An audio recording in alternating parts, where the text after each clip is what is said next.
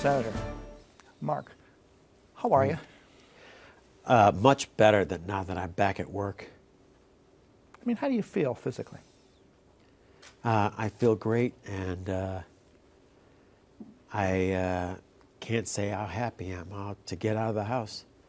You've been out of the house, haven't you? I have been out of the house, yeah.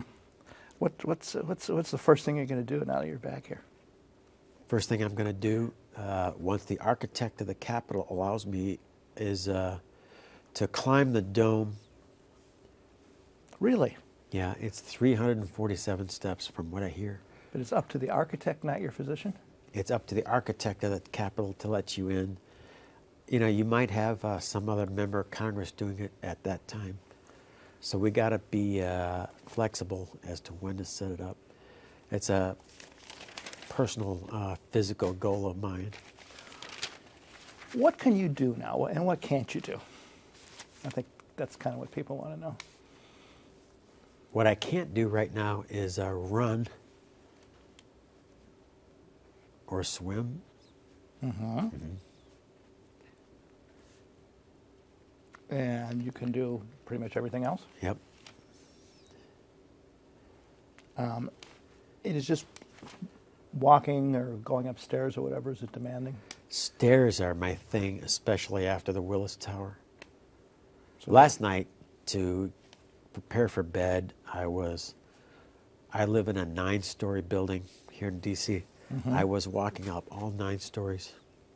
I hope you don't do that all the time. Yeah, it's a lot of that. Senator, how have you changed since your stroke, particularly? Become much more compassionate and much more concerned about my fellow citizens of Illinois who may have survived stroke. To think about them.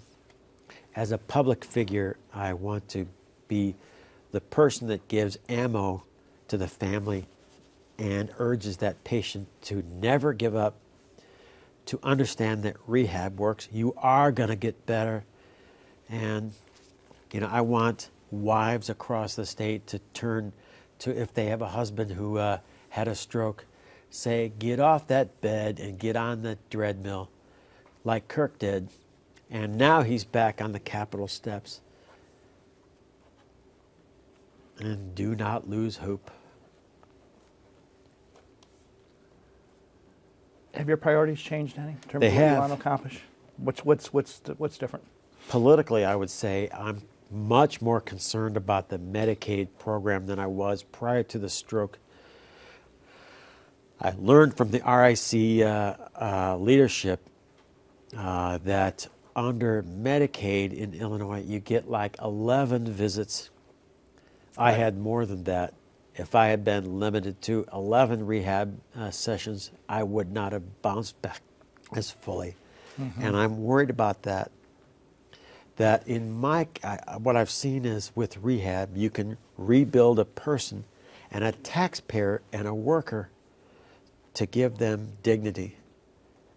And so I want to make sure my fellow citizens of Illinois have those opportunities. Does that mean you're going to be a little more willing to spend money than you might have been?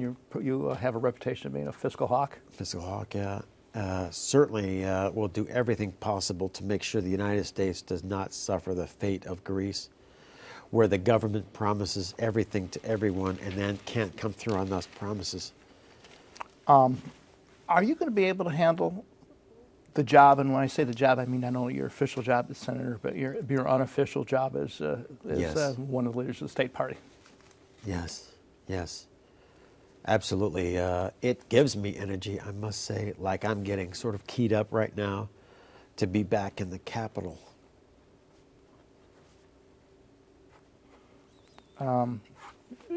With the state party, do you see yourself getting involved in maybe winnowing the field in the gubernatorial race, which kind of hurt you guys last time?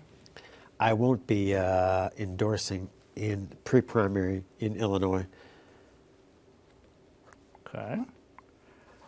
How about finding a good candidate to win the other United States Senate seat in the state?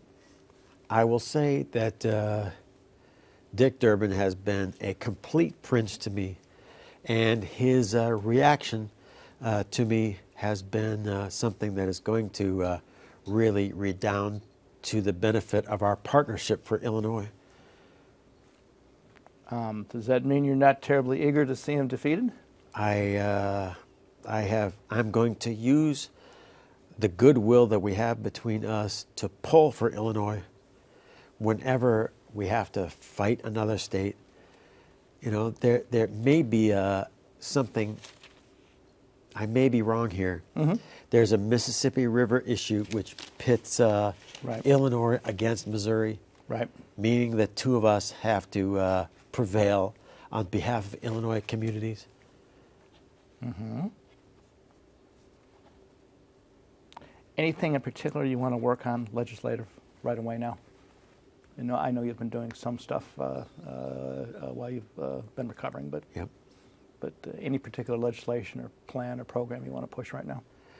I've been a big supporter of NIH, and anything NIH is doing on neurology is something I'm going to be interested in to help my fellow Americans bounce back. Mm-hmm. Okay. What did you think of the solution to the fiscal cliff that finally got out of here sometime this morning? I was unhappy with how partisan it felt, and felt left out that I could get back on the Senate floor and put the relationships I built here back into service of the state. I must say that I have missed my colleagues in the Senate in the worst way, like my best friend in the Senate, Joe Manchin. Missed Joe and Gail, his wife, as a way to defeat partisan rancor in the Senate chamber. And I've got a new partnership that I want to build here with Senator Tim Johnson of South Dakota, who also suffered from a stroke, and so want to be a dynamic duo with him. Would you have voted for the bill that passed? I wouldn't have. You would not have, because? No, because it was overweighted to spending. I think it was like $41 of spending for every dollar saved. And now there's a lot of talk that with the debt ceiling coming up, that right. should be used as a lever against the White House to extract some spending concessions. You agree with that? Right. Enough of this talk about extracting against. I will say we've had a presidential election. The American people chose their president, and he won. So it's incumbent on us to pull together as a Congress and a White House in face of obvious problems that face the country. Why do you think he won? What was the message of the election, in your opinion? I think the president had a better multicultural view of the country as it actually is. In some ways, the demographics of the country resemble California more than Illinois, where I think he understood that before the political system understood that. Last question we have time for. Why do you want to do this? A lot of people, given what you've been through, would just, chuck it and lead their life in a low-stress, uncomplicated kind of way, which is not a member of the Senate. Why do you want to do this? I think that that the country with the brightest future ahead of it is the United States. I just think about the last generation in which we built a company called Apple Computer, which is now worth more than Sweden. Mm-hmm. When you look at what has revolutionized the world, Facebook and Twitter, institutions which are only years old, mm-hmm. which are infused with American values, how the United States is picking up in influence, and its core values are expanding to the poorest parts of the world and some of the most difficult parts of the world. And you want to be senator because? Because, the chance to help guide that engine of liberty on behalf of the United States government is the greatest energy for individual liberty and individual dignity ever designed, allowing people to rise to their potential farther than any system ever designed.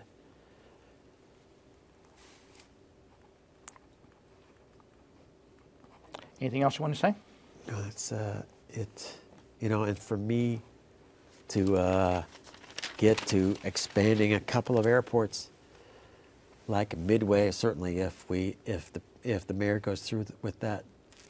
So you want to push that, and you want to continue here. I certainly hope, as a leader of Illinois, to recenter the aviation, the civil aircraft industry on Illinois the way it used to be, as a huge job generator. I understand. Yeah. All right, Senator, I appreciate your time. Thank you. Thank you.